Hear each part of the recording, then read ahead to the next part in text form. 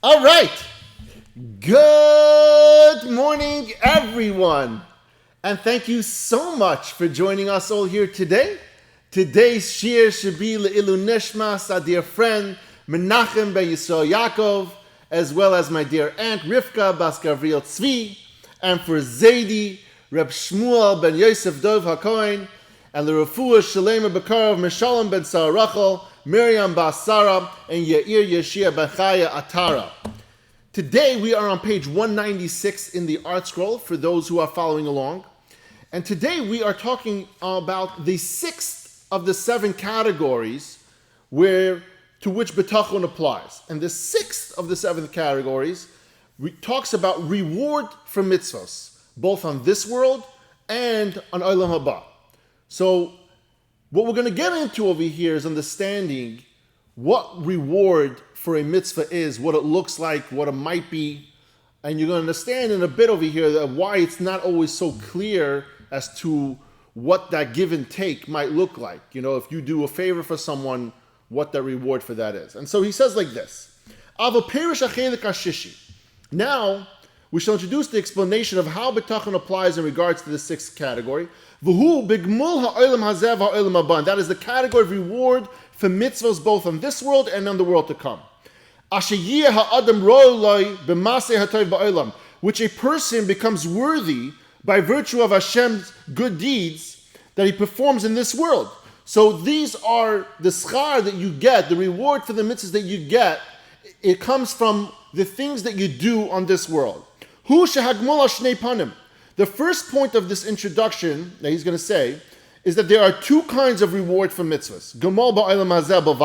Reward that is granted specifically in this world. So, for instance, we don't know really, but let's say, for instance, if you gave $1 to someone for tzedakah, that Hashem might repay you the $1 or more. And reward that is granted specifically in the world to come, which means you might give tzedakah and Hashem might never ever give you back $1, but what he might do is Hashem might give you a higher place in Gan Eden. Some mitzvahs earn only one of these types of reward, but there are some instances where there are certain mitzvos that you earn both on this world and on the world to come. Now, Rav Av notes that while the Torah reveals that we will be rewarded for performing mitzvos, it does not describe the specific reward for each and every mitzvah, neither the reward in this world and not for the reward in Olam Haba. So he begins by focusing on the rewards granted in this world. So that's what we're going to start off first. How does schar and Olam Hazeh work with the mitzvahs that we do? It says, the details of this matter of reward for good deeds have not been spelled out for us. The Torah does not tell us what those reward, what that menu, that price, that repayment system looks like for the mitzvahs that we do. Rather, Hashem in His Torah promised, as a whole, He promised all Klal Yisrael that if Klal Yisrael does mitzvahs and maasim tovim, I'm going to reward Klal Yisrael. The only place that Hashem talks about reward is his overall grasp of it, meaning that Klal Yisrael needs food, needs something as a whole, and so Hashem says if Klal Yisrael behaves, does mitzvahs, refrains from doing averos, I'm going to do good for you, so I might give you crops and stuff like that. But he did not specify what reward he grants in this world for every individual's performance of each mitzvah. Meaning there's no menu that says tzedakah gets this, bikkur cholim gets this, and so on. On the contrary, when it comes to doing averos, Hashem did spell out exactly, if you do each and every avera, there's an exact menu as to what your punishment is. And what he's explaining over here is that mitzvos, he does not have a menu that outlines exactly what kind of reward you get. And so he goes through some of the averos that you might do for the punishments. He says, there's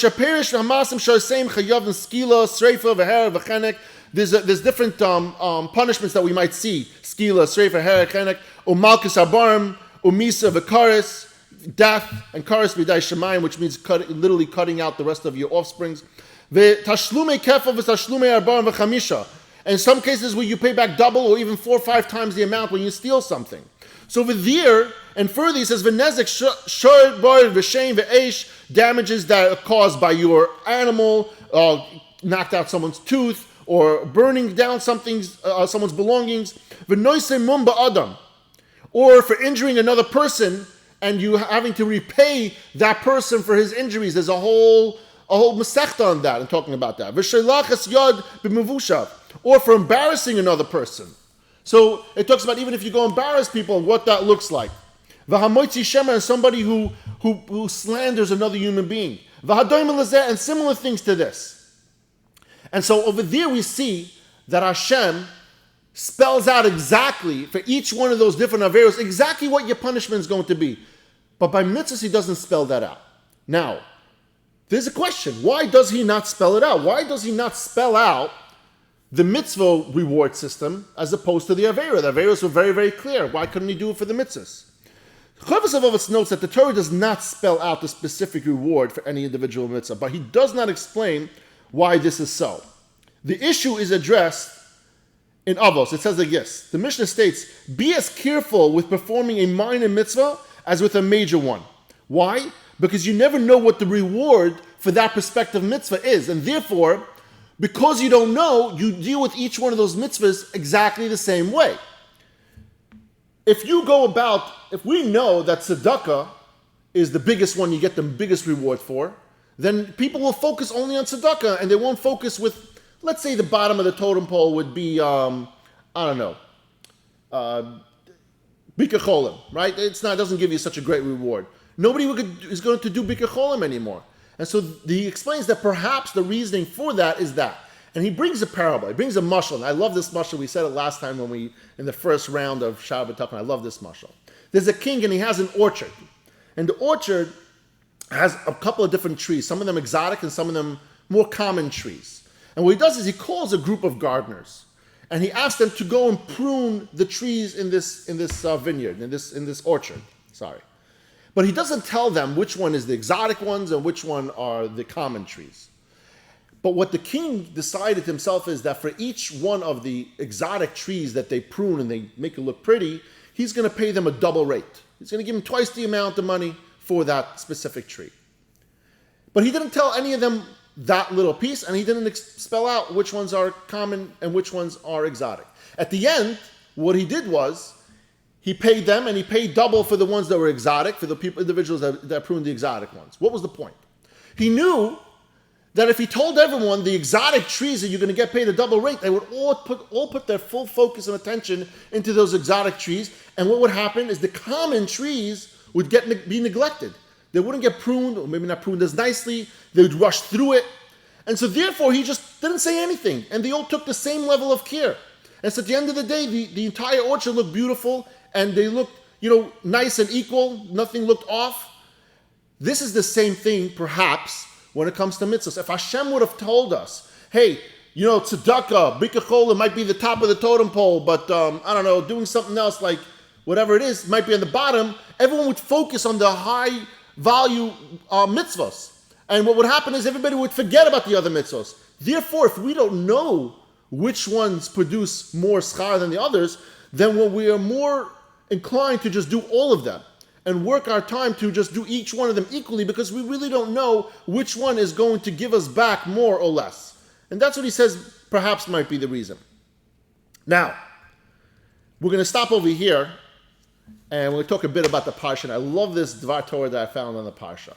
And it talks to exactly what we finished off speaking about this week, about giving with the intent that we're getting favor. When someone comes to us and asks us for help, and we do that for them, let's say for instance tzedakah, and that we give them tzedakah, that it's Hashem is giving us a gift. Hashem is giving us the opportunity to do a mitzvah. And he says like this week in Parsha, it talks about a lot of different Yom Tov. It talks about Pesach, about the Omer Shavuos, Rosh Hashanah, Sukkot, Shmini Atzeres.